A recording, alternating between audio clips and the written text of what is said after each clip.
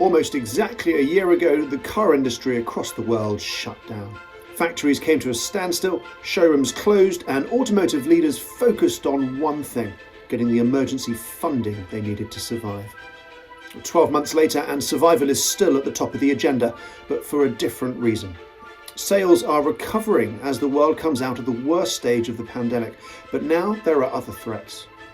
Electrification has taken on fresh urgency, and the end of the internal combustion engine is in sight in several major markets. Working out how to wind down engine factories, where to source batteries from, and how to retrain a massive, highly skilled global workforce are among decisions that can no longer be put off.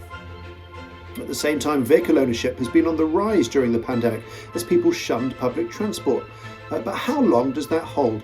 And whether it will go back to declining are major unknowns. The mobility services that promise to change the cities many of us live in have all but crumbled. And finally, autonomy, a technology that has long promised to upend the need for personal vehicles at all, is creeping ever closer. Or join us on May the 11th to the 13th for our fully digital FT Future of the Car Summit, when we'll be discussing these issues in depth with some of the industry's most senior leaders, the people who are taking many of these decisions right now.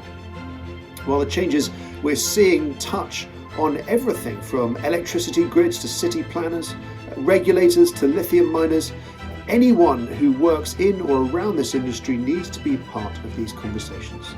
May's conference is our global flagship summit. We have chief executives lined up already from 6 different OEMs to speak over the 3 days, as well as technology CEOs and speakers from government and a host of others, with more still to be confirmed in the coming weeks. So join us in May to ask not about the car of the future, but about the future of the car. We hope to see you then.